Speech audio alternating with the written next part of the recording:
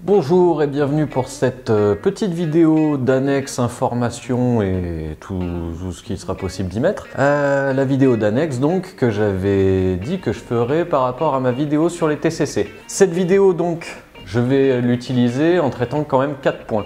Le premier c'est que il fallait lire ce que j'avais écrit dans la barre d'information. Ça c'est quand même le premier point très important. Deuxième point, il y a des erreurs qui se sont glissées dans ma vidéo.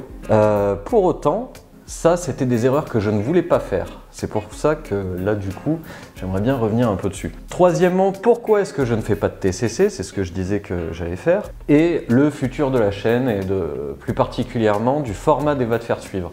J'ai pas mal travaillé ces derniers temps avec différentes personnes pour voir comment est-ce que je pouvais rendre le contenu plus digeste. Donc premier point, il fallait lire ce qu'il y avait dans la barre d'information. Et oui, puisque du coup, cette vidéo-là, quel intérêt est-ce que moi j'avais à faire une espèce d'introduction au TCC dans la mesure où je travaille pas avec, dans la mesure où ça me questionne, mais ça m'intéresse pas plus que ça, mais ça me questionne dans ma pratique, ça me questionne dans la pratique des autres.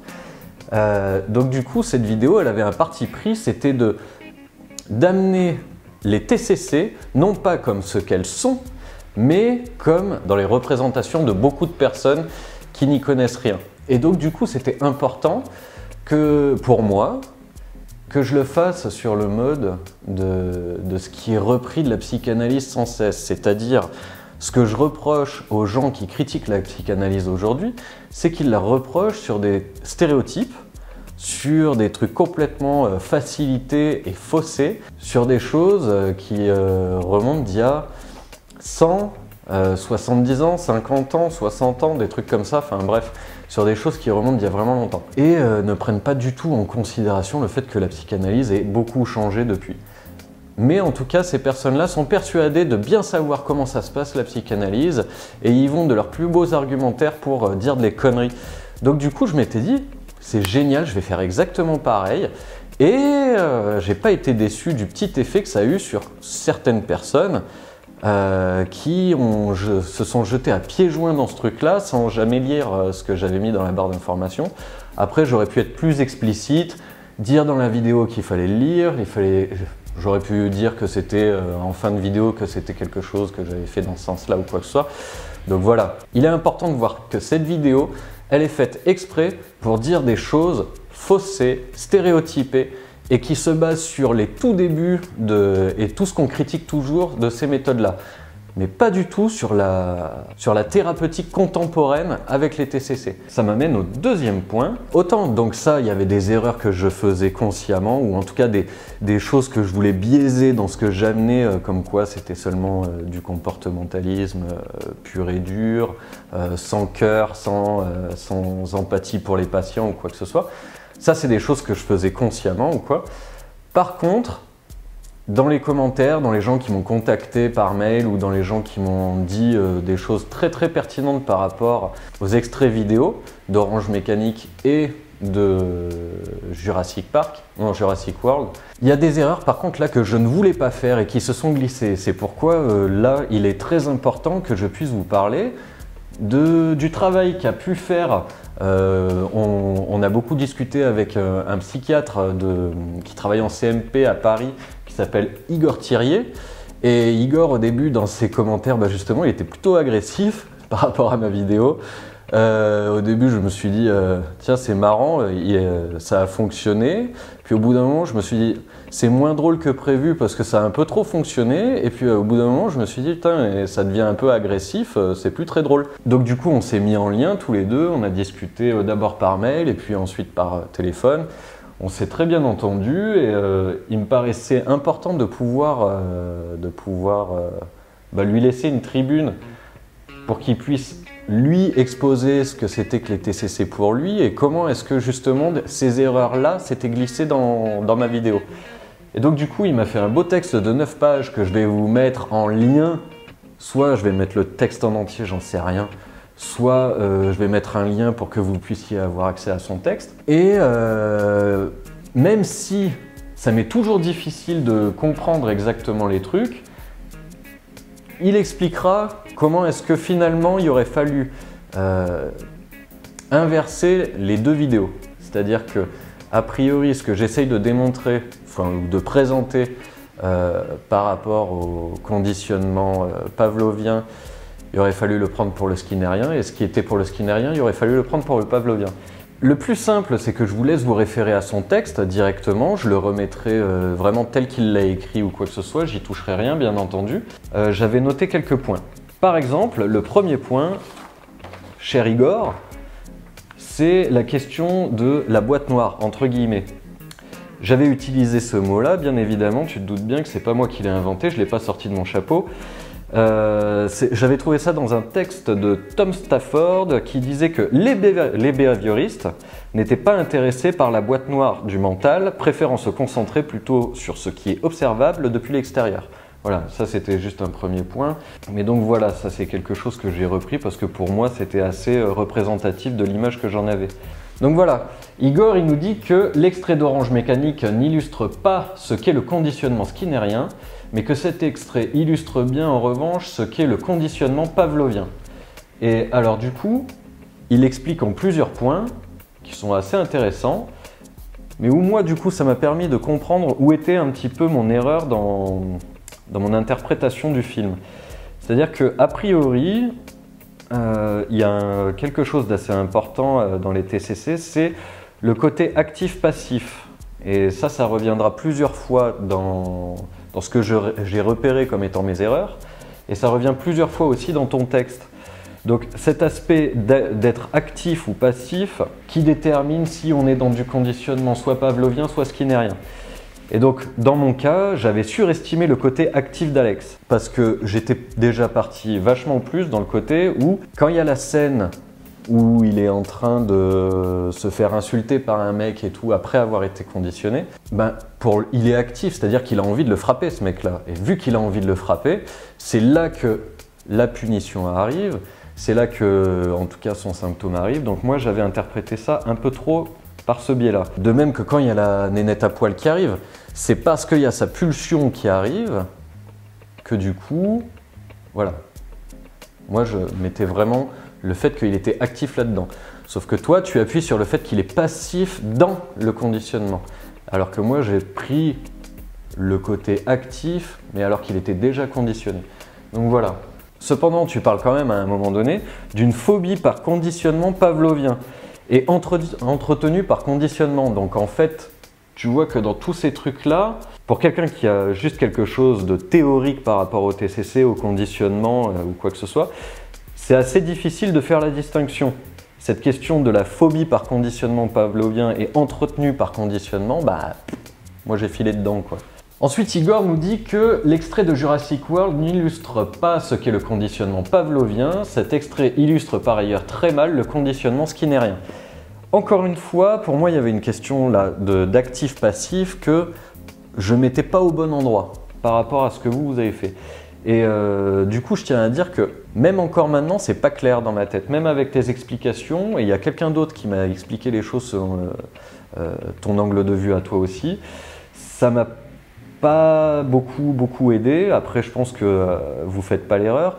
Plus le texte que tu m'avais envoyé en anglais dans le texte qui allait clairement dans ce sens-là aussi. Donc voilà, je pense que c'est moi qui n'arrive pas à capter quelques subtilités par rapport à ça. Donc par rapport à Jurassic World, tu dis que ce dressage en mode clicker training se base sur la création d'une association pavlovienne. Donc déjà, quand tu dis que c'est pas du conditionnement pavlovien, mais que ça commence quand même, c'est tiré d'une méthode de dressage qui se base sur une association pavlovienne, bon, on peut comprendre que celui qui ne travaille pas avec ce truc-là puisse éventuellement se tromper. Une autre source de mes erreurs par rapport à cet extrait-là, c'est comment est-ce que parfois j'ai du mal à distinguer ce qui va faire stimulus conditionnel et renforçateur. Donc ce qui différencie Pavlov et Skinner, mais pour moi, j'avais un peu tendance à penser que le stimulus conditionnel pouvait être pris comme justement ce qui allait faire renforçateur positif ou négatif. J'espère que je suis assez clair. Après, on passe à la partie cognitive. Et là, tu n'es pas d'accord. Là, en l'occurrence, il ne s'agit pas d'erreur à proprement parler, mais en tout cas, tu dis que tu n'es pas d'accord parce que La seconde partie est consacrée à la science cognitive, mais elle semble arrangée de manière à pouvoir confirmer les théories psychanalytiques. Ce qu'on retrouve très bien par ailleurs dans une discipline telle que la neuropsychanalyse. Je ne suis pas d'accord avec ça, parce que pourquoi est-ce qu'un psychanalyste chercherait à valider quelque chose qu'il amène par la science cognitive, alors que lui-même il n'y adhère pas forcément? Moi, ce que j'essayais de faire, c'était de déjà là un petit peu dédiaboliser le truc par rapport au cognitivisme, parce que pour moi le cognitivisme est beaucoup plus important et beaucoup plus intéressant que le comportementalisme. Moi j'y trouve des points de rencontre avec la psychanalyse. C'est pas pour autant que je suis en train d'en valider la psychanalyse. Et je pense que la neuropsychanalyse ne cherche pas à valider non plus. Là où tu dis que les thérapies cognitives n'ont pas émergé car les premières thérapies comportementales seraient réductrices ou déshumanisantes, bah là il s'agit tout simplement de mon propre point de vue. C'est pas que c'est un lien de cause à effet ou quoi que ce soit, c'est parce que si, que ça. C'est moi en tout cas j'amène le fait que alors que je fais le constat que le comportementalisme peut clairement être perçu comme ça, et parce qu'il y a eu des dérapages dans les expériences en laboratoire ou quoi que ce soit. Aujourd'hui, de pouvoir amener les choses par la psychologie cognitive est pour moi beaucoup plus proche de l'être humain, de ce qu'il vit, de ce qu'il ressent, et pour moi c'est clairement une différence fondamentale qu'il était, même si j'étais plutôt second degré dans cette vidéo, c'était quand même la base de pouvoir dire qu'aujourd'hui, éventuellement, entendez que c'est plus exactement comme ça. Mais en aucun cas, je faisais un lien de cause à effet, et bon, si tu l'as pris comme ça, c'est pas très grave. Après, tu me dis que les distorsions cognitives et les schémas cognitifs sont des notions beaucoup plus spécifiques que les mécanismes de défense, les relations d'objets, les angoisses spécifiques et tout machin. Bah, beaucoup plus spécifique parce que toi, tu t'y connais mieux dans ton domaine, mais pour moi, c'est beaucoup plus spécifique. Pour moi, avec mes connaissances actuelles en tout cas, bah pour moi, les mécanismes de défense, les relations d'objets et les angoisses spécifiques et le postulat oedipien sont beaucoup plus spécifiques. Et d'ailleurs, j'aurai l'occasion de reparler du postulat oedipien incessamment sous pas trop longtemps. Tac. Oui, alors à aucun moment je dis que les TCC, avec un jargon psychanalytique pour prouver que la psychanalyse avait déjà inventé les TCC. J'ai pas revu la vidéo depuis longtemps, enfin depuis que je l'ai postée, mais je ne pense vraiment pas avoir dit quelque chose comme ça. La preuve par le jargon, non. En fait, moi ce que je suis en train de dire, encore une fois, c'est qu'il y a des points de rencontre. Cette vidéo pour moi elle était importante pour deux choses. C'était venir jouer quelque chose sur les TCC au même titre que ce qui est joué pour la psychanalyse, et deuxièmement, quand même ramener un petit peu 2-3 points de rencontre. Après, il n'y a rien qui doit valider l'une ou l'autre, et il n'y a rien qui doit non plus être père ou mère d'un tel ou quoi que ce soit. Si toi tu as compris les choses sous cet angle-là, ben ça te regarde. Par contre après, ouais, la troisième partie avec la troisième vague des TCC, tac. Tu dis que les TCC amènent à penser de façon plus rationnelle. Et tu dis que en aucun cas la psychanalyse peut amener ça ou quoi que ce soit. Enfin, tu le dis avec tes mots à toi, les gens pourront le lire pour être sûrs de ce que je suis en train d'amener. Là où toi tu parles de plus rationnel et que du coup tu dis bien dans ton écrit que c'est ça qui va même avoir un aspect thérapeutique parce que ça va entre guillemets, ça va baisser l'angoisse, ça va couper le patient en fait de ce qu'il vit et de ses biais en fait qui le font souffrir. Nous en fait, la façon dont on travaille avec nos patients, c'est aussi les mettre face au réel. Face au réel, c'est-à-dire face à tout ce qui nous tombe dessus et sur lesquels on n'y peut absolument rien. Pour moi, ça englobe quelque chose de plus que du rationnel. C'est aussi de l'ordre de l'aléatoire, de l'ordre tout ce qui est impossible de changer, de l'ordre de notre condition d'être humain, parce que souvent les gens oublient, quand on discute avec eux, on se rend bien compte qu'ils oublient ce qu'est la condition d'être humain.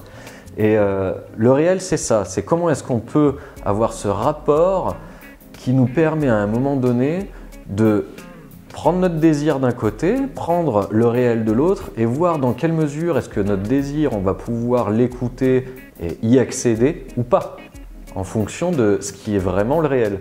Donc voilà, moi j'ai écrit ça comme ne pas accepter le réel passe par un surinvestissement de son désir inconscient et au détriment du réel justement. Donc Le désir inconscient, si on vient un peu le conscientiser, à ce compte-là, on va pouvoir le mettre face au réel. Et à ce moment-là, la personne, elle peut se dire qu'est-ce qu'elle en fait, quoi. Qu'est-ce qu'elle fait? Est-ce qu'elle continue à vouloir voler ou à vouloir obtenir une licorne? Ou alors elle se dit, bon, bah, ce désir-là, je vais peut-être devoir en faire mon deuil parce qu'a priori, le réel ne pourra jamais me l'apporter. C'est un exemple de merde, mais j'ai pas mieux. À un moment donné, dans ton argumentaire aussi, tu parles des distorsions cognitives ou quoi que ce soit. Et il y en a un que, par exemple, tu dis... je vais à la cantine, je m'installe à une table pour manger et je m'aperçois que les gens ne viennent pas s'asseoir à ma table. Je commence à penser que personne ne s'intéresse à moi. Cette pensée automatique découle d'une distorsion cognitive, la surgénéralisation. Je me permets de confirmer un schéma cognitif problématique. Je ne mérite pas d'être aimé. Donc voilà, ça toi, pour cet exemple, tu dis que ça vient du fait de « je ne mérite pas d'être aimé ». Moi, je vais prendre les choses différemment. Là où toi, tu parles de surgénéralisation, moi, je parle de narcissisme primaire. Mais les effets sont les mêmes. Donc voilà, c'est ça. Je ne suis pas en train de valider ton truc ou infirmer le mien ou inversement. Je suis juste en train de dire que toi, tu appelles ça de la surgénéralisation, que quelqu'un part du principe que personne ne s'intéresse à lui tout simplement parce que autour de lui, les gens ne se sont pas assis à la même table. Moi, je vais prendre ça pour du narcissisme primaire. En aucun cas, ça vient dire que la surgénéralisation, c'est pas bon, ou ci, ou ça, ou bref. Donc voilà, je vous laisse lire la suite, l'intégralité du texte d'Igor pour avoir de meilleures données. En tout cas, tout ça pour dire qu'il fallait lire dans la barre d'information pourquoi est-ce que cette vidéo avait cette forme-là et pourquoi est-ce que, pour moi, là, il était quand même important de dire qu'il y avait des erreurs que je ne voulais pas faire. C'est aussi pour... encore une fois, appuyer ce côté-là. C'est-à-dire qu'il y a des tas de choses qui sont amenées de façon faussée et réductionniste dans ma vidéo, mais c'est un parti pris. Les erreurs que j'ai pas voulu faire, c'est par rapport aux exemples vidéo. Et c'est pour ça que je voulais revenir là-dessus. Et merci Igor du coup de m'avoir aidé pour ça. J'apprécie vraiment beaucoup et d'ailleurs, suite à ton dernier mail, je vois que toi aussi ça t'a bien fait plaisir. Donc tant mieux. Troisième point, pourquoi est-ce que je ne fais pas de TCC alors que j'y ai été formé? Déjà, le premier point qu'on peut voir par rapport à tout ce qui vient d'être dit, c'est comment est-ce qu'il y a une énorme différence entre quand on a seulement la théorie et quand en face de ça, on a des professionnels qui ont la théorie, la pratique et les cas cliniques. Moi, je peux penser avoir compris la théorie, mais en aucun cas, vu que je m'y frotte avec mes patients, vu que je m'y frotte de façon clinique, je ne peux avoir un point de vue qui sera aussi affûté que ces professionnels-là qui travaillent avec ça constamment. Ça ne dit pas pourquoi j'en fais pas, mais en tout cas, ça dit pourquoi est-ce que des fois, il faut aussi se dire que la psychanalyse, on passe à côté de certaines choses. Donc pourquoi est-ce que je fais pas ça? Un des premiers points que je veux aborder, et je vais pas rentrer trop dans les détails, c'est qu'avant tout, on est psychologue avec ce qu'on est, c'est-à-dire avec la personne que l'on est, avec la personnalité qu'on a, avec l'histoire qu'on a, et en aucun cas, j'aurais pu travailler avec ça parce que clairement, ça ne me correspond pas. À partir du moment où j'ai fait mes études de psy à Grenoble, d'ailleurs, où c'était très cognitiviste, très comportementaliste, très sciences expérimentales ou quoi que ce soit, j'ai fait quand même pas mal de neuropsycho et de neuropharmaco là-bas. Il y a un moment donné où on se dit, mais putain, mais ce que je recherche moi dans la psychologie, ce que je recherche dans ce que je veux apporter aux gens, je m'y retrouve pas. C'est pas ça que je veux leur amener, c'est pas ça qui moi me touche. Et donc du coup, j'étais bien content quand dans mes lieux de stage, il y avait des psys qui m'apportaient un petit peu de trois choses que je pouvais mettre sous la dent pour pouvoir déjà travailler avec mes patients et voir comment est-ce que je pouvais travailler avec eux avec ma sensibilité, avec ce qui était la mienne. Et comment est-ce que finalement, moi j'ai cette idée et cette impression peut-être fausse aujourd'hui que en TCC, on utilise un outil qui vient faire tiers d'une façon particulière dans la relation avec le patient. Et moi ça, j'en veux pas. J'utilise de la médiation, bien sûr, notamment et beaucoup avec les enfants, c'est-à-dire que ça laisse émerger quelque chose chez l'individu que j'ai en face de moi. Et en fait, moi, c'est vraiment ça que je cherche dans mon métier. C'est voir comment est-ce que la personne en face de moi est capable de me surprendre. la personne en face de moi, en fait, elle a toutes les clés qu'il faut. Et c'est juste comment est-ce que tous les deux, on va réussir à trouver ces clés-là pour qu'il y arrive. Au point de vue de l'estime, par exemple, cette personne-là va quand même pouvoir se dire « j'avais tout en moi ». On m'a pas donné une recette ou oui, il faut pas prendre ça de façon négative. On m'a pas donné quelque chose que j'ai appliqué pour que ça fonctionne. C'est « j'avais tout en moi ». Et j'aime beaucoup ce concept-là, j'aime beaucoup ce truc-là. Deuxièmement, quand j'étais étudiant, à Grenoble, on a la chance d'avoir un service médico-psychologique universitaire. Donc du coup, je pouvais aller toutes les semaines en consultation ou quoi que ce soit.